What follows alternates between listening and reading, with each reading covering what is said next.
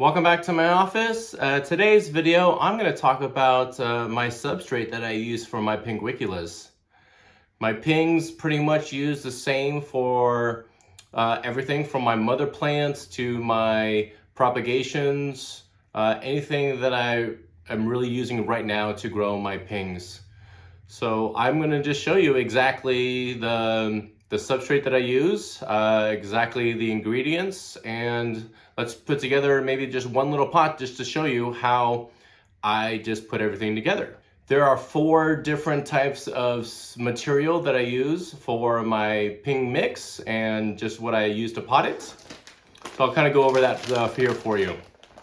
First off is sphagnum moss. I use this in a lot of kind of like my ping containers. This is an empty container right here.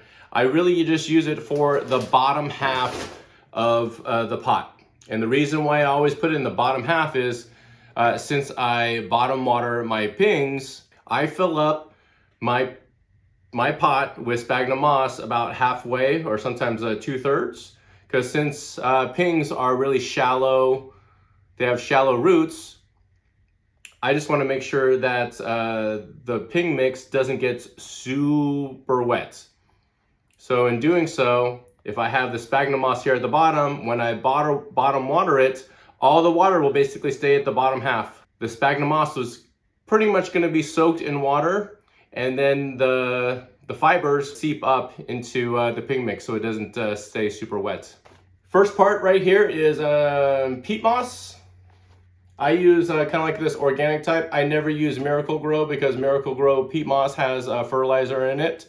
Over time, fertilizer is bad for your carnivorous plants, so just don't use that. The second material that I use is pumice, right here. The third material that I use is vermiculite, so organic vermiculite.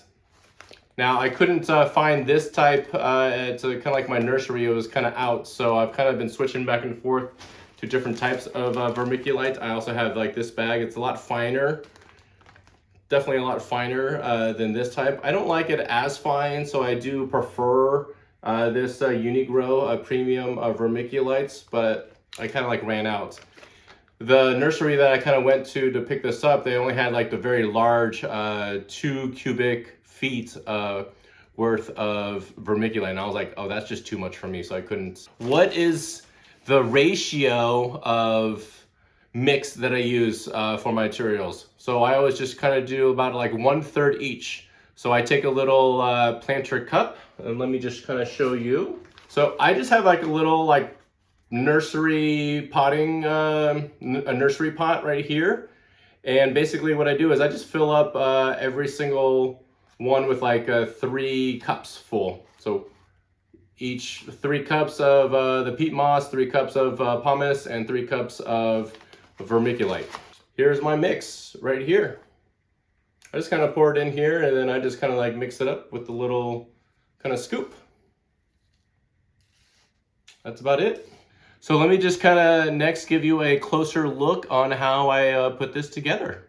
What I have here is one pot that I'll use to show you how I pot this up.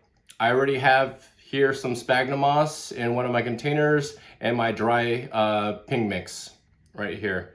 Typically I like to kind of just pre-soak, not like soak, but just wet the sphagnum moss. For me, it's just easier to just manage.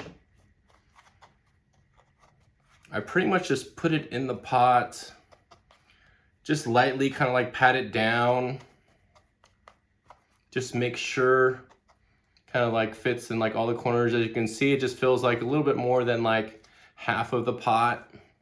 And then all I do next is go over to my ping mix. I like to keep it nice and dry. I don't like to pre-wet the ping mix. I do find, I used to do that in the past, but I've found that it just gets messy like over time. You do not need to do that. And then all I do is just kind of pour it on, shake a little bit. In the pot itself, there's like a little line, kind of like where there's just like the brim of like the pot. Just kind of fill it to, you don't need to fill it all the way to the top of it. You know, just like leave the little ledge right there. You're probably telling, or you're asking yourself, well, how does the ping mix just get, you know, moist? So here's like the difference that I'll show you. This one right here, the darker one is moist, all ready to go. So all you do is once you're ready, you just put it in your tray. Just water it from the bottom, and over time you can give it like, it pretty much is ready within like a day. Just let it kind of sit overnight. You can come back tomorrow and your pot is all ready to go.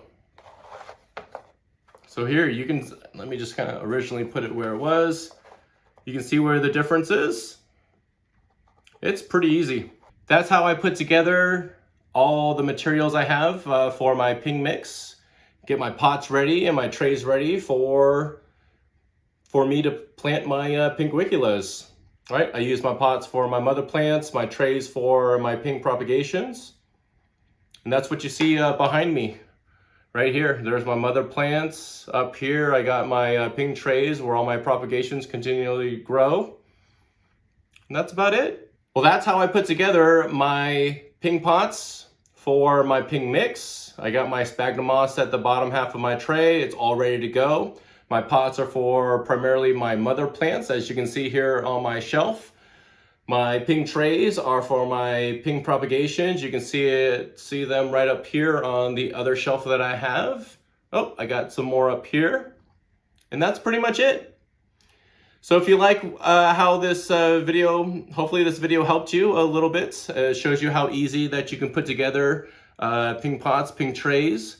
4 easy materials for you to use. Peat moss, pumice, vermiculite, and sphagnum moss. And please, by all means, you can use different substrates. I'm definitely not saying that you have to use these 3. I'm just giving you what I use. It's very easy for me. It's very easy for me to obtain at my local nursery. And it's very easy to manage and take care of. If you like this video, please feel free to subscribe. Definitely put in the comments. I'd like to kind of hear from you. Is this the way that you also pot up your pots for your carnivorous plants? I know it's different for, you know, other carnivorous plants. These are just, I'm speaking specifically for my pinguiculas. I would like to hear from you. So that's it for me. Take care. Hopefully this helped you out in one way or another. And then I'll see you in the next one. All right, take care. Bye.